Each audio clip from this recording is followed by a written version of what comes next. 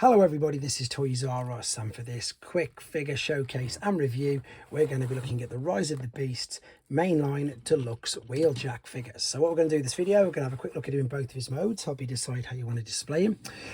We're going to have a look at his accessory and how you can use it again in both modes. We're then going to of course do some comparisons with some other figures, and we're going to see how he looks and displays with some mainline, some studio series and some other types of Rise of the Beasts figures. So quite a bit to get through with it, but before we get started, I'd like to remind anybody who's not subscribed to this channel, if I'd like to hit that subscribe button for me now please.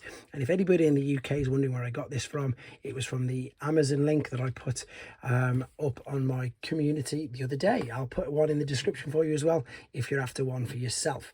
We're going to start off with the alternate mode, to be honest, and the alternate mode isn't too bad. Now remember, this is a mainline, so what that means is it's quite basic, but it's still a deluxe figure. I think it still looks good. I do really like it. I do really like the robot mode. The only issue that I do have is that he's called wheeljack, and I'm sure loads of people will agree with this as well. You can see that the wheels are on their own individual pins. You can obviously see his head underneath, but it does still go around. It does still move. We've got lovely translucent blue windows. We've got the TV Pablo on the side. Again, perhaps they could have coloured in that, but remember the price point and remember that it is just a mainline release. He's still got tail lights. It's really good, to be honest. I don't think it's that bad at all.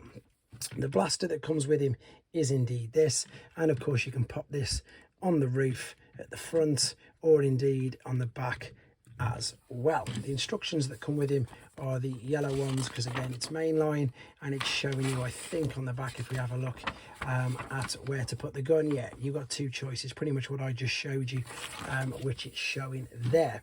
With regards to some other figures, the size of it, studio series, again it's a little bit smaller because there's your studio series Jolt. He's quite a bit smaller than that, and of course he's nowhere near as detailed. Normal generations figures, he's again smaller than the Prowl motorcycle, but with regards to generation 1, he's still quite small compared to that. There's still a bit of nice detail on the grille, etc. It's not too bad. As I say, my issue was they called him wheeljack. They could have called him any other character they wanted to, and we'd have probably really liked it. But again, that's not even an issue. I really like the figure. I liked the character in the movie, and I like this toy, to be fair. But that's all there is to say about it in this mode.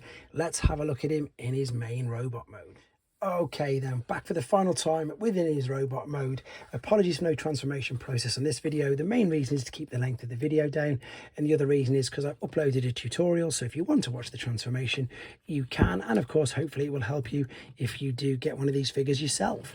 Now again, robot mode, to me, I like it. It's basic, it's simple, it's quite chunky, and there's no denying that he looks like he does on the screen. So let's have a look at him.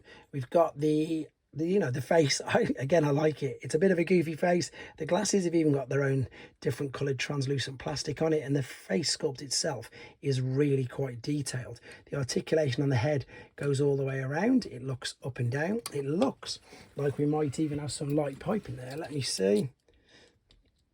Yeah, there's a little bit there. You can just about make out his eyes lighting up because of course the blue there is shining through. That's a lovely little touch that I didn't even realise that was there.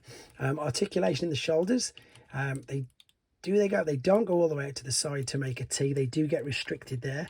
However, they do go all the way around again. No, they don't. It's really quite restricted. This is mainly only the black bar there is going backwards and forwards. This does move around, but it is mainly for transformation purposes, so it gives you a little bit more range of motion, but not too much. It should be down, and there's oh, there you go. Now there is. It does go out to the side. You've just got to make some clearance. There we go. It'll go quite far up. So there you go, Reckless Ninja. It does go out to the side. We've got a waist swivel, which is brilliant. That's a shout out to a guy who's helped me out a lot over the last couple of videos, to be honest. Reckless Ninja with the articulation of doing that, so I'm hoping he likes that. We've got a knee bend there. We've got an ankle tilt and rock there.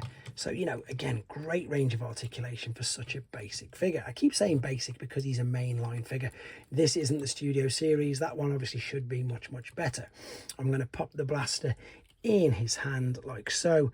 The only thing that I know some people won't like is the gaps that you can sort of see. It's not too bad. Perhaps it could be a little bit better. You could probably store the gun in the back as well. But with regards to how he looks and displays with some of the other figures, that's all that really matters. So this is the mainline Optimus Primal, which again doesn't look too bad at all.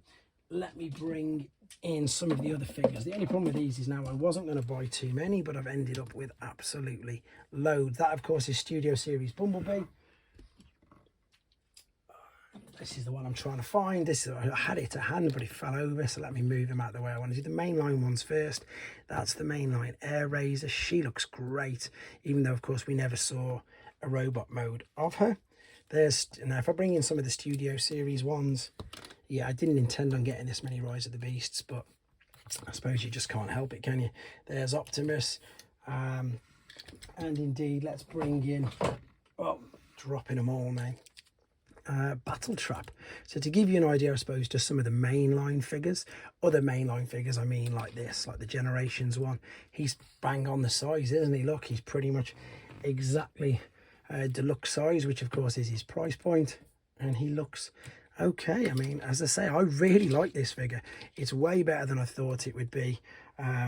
It's fully articulate. It's 23 steps to transform. I think it looks good, and it's obviously going to go well with the rest of the Rise of the Beast figures until we do get that Studio Series 1. So if you like him and if you don't want to wait, I'd say pick him up because I think he looks great.